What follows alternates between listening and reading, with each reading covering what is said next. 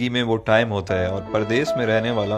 اپنی زندگی دے کر پیسہ کماتا ہے، اور جب پیسہ آ جاتا ہے زندگی نہیں رہتی، آپ کے ماں باپ نہیں رہتے، آپ کے بچوں کا بچپن نہیں رہتا، آپ کی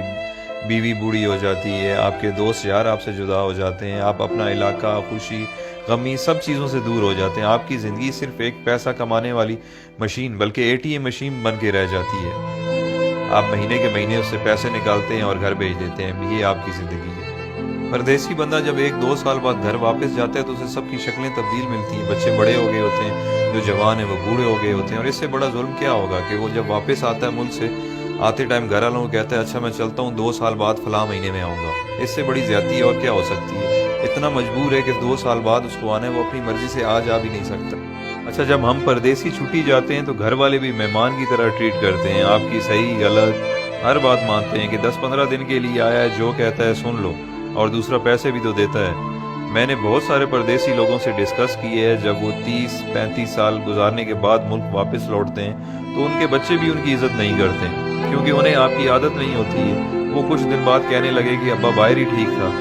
ہر وقت روکتا ہے ٹوکتا ہے، یہ نہ کرو وہ نہ کرو، بیوی بھی اب اتنی عزت نہیں کرے گی کیونکہ آپ بوڑھے ہو چکے ہیں اور پیسے بھی نہیں کماتے۔ یہ ساری چیزیں اتنی جلدی آپ کو ہضم نہیں ہوں گی، کیونکہ جب آپ پردیس سے آتے تھے تو آپ کو منسٹر جیسا پروٹوکول ملتا تھا، جو اب واپس آنے پر نہیں ملے گا۔ آپ کچھ دن تو ان سب لوگوں سے لڑیں گے کہ میں نے آپ کے لیے زندگی ملک سے باہر گزار دی، میں نے یہ کیا، میں نے وہ کیا، بٹ سب نے یہی کہنا ہے کہ آپ نے کچھ نہیں کیا، بلکہ آپ کی وجہ سے ان کی زندگی خراب ہو گئی ہے۔ فائنلی دل برداشتہ ہو کر آپ نے ایک کونا پکڑ لینا ہے، بیٹھ کے سوچتے رہنا ہے کہ میرے ساتھ ہوا کیا ہے، میں نے کیا کیا ہے۔ اس دوران لوگ آپ کو پاگل نہیں تو کم از کم یہ کہنا ضرور شروع کر دیں گے کہ بڈھا کھسکا ہوا ہے، اس کی باتوں پہ زیادہ دھیان نہ دیا کریں۔ آخرکار لوگوں کے بیہیویئر، رویوں کو سوچتے سوچتے آپ حقیقت میں پاگل ہو جائیں گے اور اپنے خالق حقیقی سے جا ملیں گے۔ یہ ہے پردیسیوں کی زندگی کی سٹوری، جس میں خود بھی شامل ہوں۔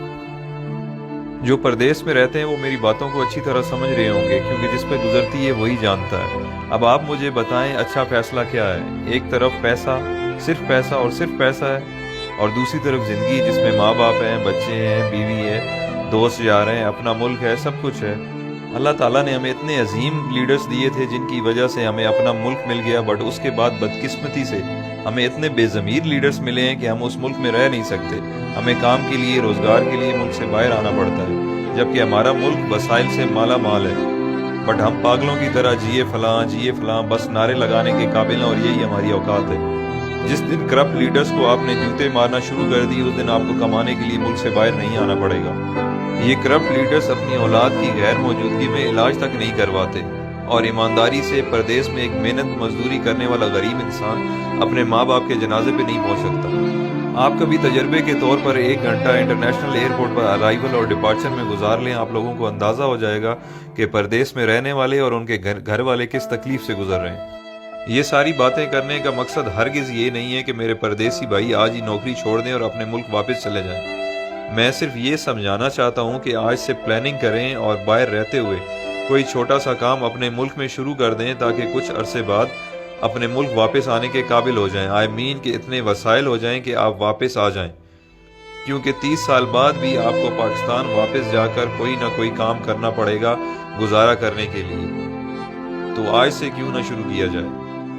سب سے اہم چیز جو ہے وہ ہے آپ کی ڈائریکشن۔ فار ایگزامپل، آپ پنڈی کی طرف منہ کر کے چلنا شروع کر دیں اور آپ کی خواہش کراچی پہنچنے کی ہو، آپ جتنی بھی جان مار لیں آپ نہیں پہنچ پائیں گے، کیونکہ آپ کی ڈائریکشن غلط ہے۔ تو سفر شروع کرنے سے پہلے اپنی ڈائریکشن درست کریں۔ آپ جیسا سوچیں گے،